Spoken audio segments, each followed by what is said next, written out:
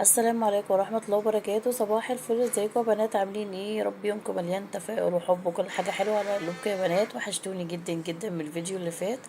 النهاردة الفيديو بتاعنا فيديو موفر وفيديو اقتصادي ومنيو الأسبوع. ويلا بينا نقول بسم الله. اتعملنا هنا يا بنات، أول حاجة عملت هنا شوية بسكوت ببيضة واحدة. شوية البسكوت اللي انتوا شايفينها ده، أيوة، ببيضة واحدة بس وكوبايتين دقيق. عملتهم بقى للفطار. احنا في الاجازه بقى بالليل كده مع اولادنا كوبايه شاي بلبن وبسكوتين، والتشكيل بتاعهم سهل جدا. وكمان عملنا بقى الغدا الجميل ده الفلاحي على اصوله، وممكن كمان ينفع فطار الصبح. ممكن تعمليه فطار الصبح كده، حاجه يا بنات تحفه جدا. تروقي كده على عيالك بقى وتعملي لهم الغدا ده. عملته بمقادير موجوده في البيت، كيلو دقيق عملت العظمه دي.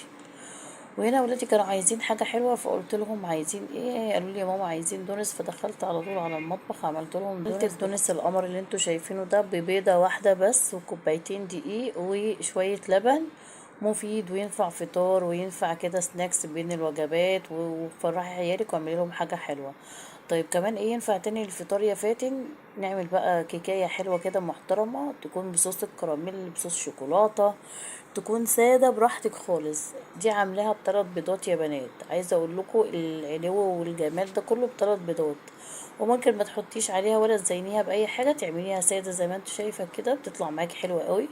بكيس فانيليا واحد بس. كيكه الفانيليا اسهل منها ما فيش، هتلاقي الوصفه كامله عندي. تعمليها للفطار، تعمليها للعشاء بالليل، حلوه قوي يا بنات. طيب ما بنحبش الكيكه يا فاتن؟ تعالوا نعمل شويه قرص فلاحي كده على اصولهم. شويه قرص بقى دول عاملاهم بحته جبنه نشفت عندي، بشويه لبن ربو مني الموجود عندي يا بنات. مش بجيب حاجات معينه اروح اشتريها واكلف نفسي، المتاح عندي بعملهم. قرص فلاحي بطعم الزبده الزبده البلدي تحفه يا بنات. بكيلو دقيق عملت 20 واحده. بسم الله ما شاء الله، كانوا حلوين جدا يا بنات. في اليوم ده بقى يا بنات عملت كشري الحلة الواحدة. وعايزة اقول لكم من احلى الوصفات اللي ممكن تعمليها هو كشري الحلة الواحدة. بيسهل عليكي كتير وتوفير كمان في المواعين. مش هتقفي كتير، في 10 دقايق بس بعمل الكشري ده. وعايزة اقول لكم طعمه حلو جدا وفظيع، هيعجبك جدا ان شاء الله يا بنات. بشوية رز و خضرة مشكلة عملت الكفتة الكدابة. عايزة اقول لكم كفتة من غير لحمة ولا فراخ، تطلع معاكي طعمها حلو جدا. شايفين شكلها تحفة ازاي؟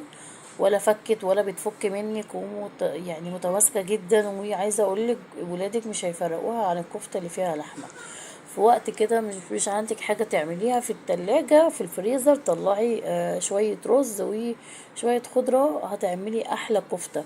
الوصفة هتلاقوها ان شاء الله كاملة عندكم يا بنات. بس بصراحة كل اللي جربها يا بنات الحمد لله شكر لي فيها جدا وعجبته جدا. طيب انا هنا كان عندي 3 4 دبابيس كده، كنت شايلاهم في الفريزر، طلعت وعملت صينيه البطاطس القمر دي، حاجه كده تحفه. في اليوم ده يا بنات انا ما كانش عندي غير كيس كده حطاه في الفريزر شوربه وبشيله للطوارئ.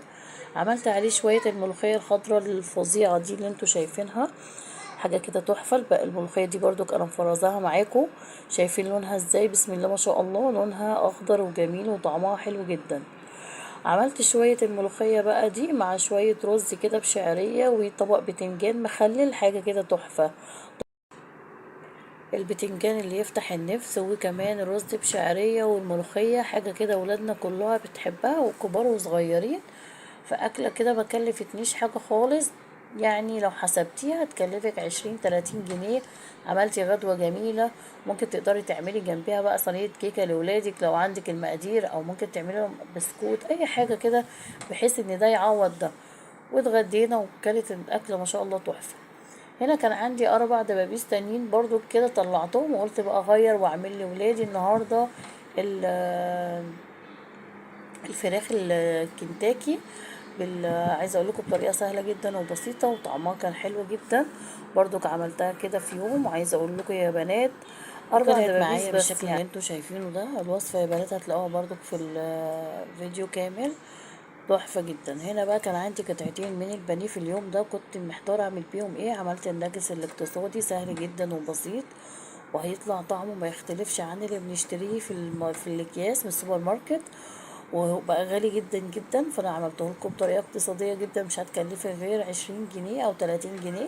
قطعتين بانيه حتى يكونوا عندك، مش عارفه تعملي بيهم ايه، اعملي الوصفه دي، وعجبت ولادي جدا بسم الله ما شاء الله، كان طعمها حلو قوي. جنبي بقى شويه مكرونه وطبق سلطه كده والكاتشب بتاعهم، اكله كده تحفه. هنا بقى بكيلو لبن وكوبايه كريم شانتيه، عملت لهم رز بلبن تحفه يا بنات. كان عندي هنا بيضتين، قالوا لي يا ماما عايزين كيك في الشوكولاته، عملتها بقى بصوص شوكولاته اقتصادي جدا من غير شوكولاته خالص، بشويه كاكاو، عملت القمر اللي انتوا شايفينه ده.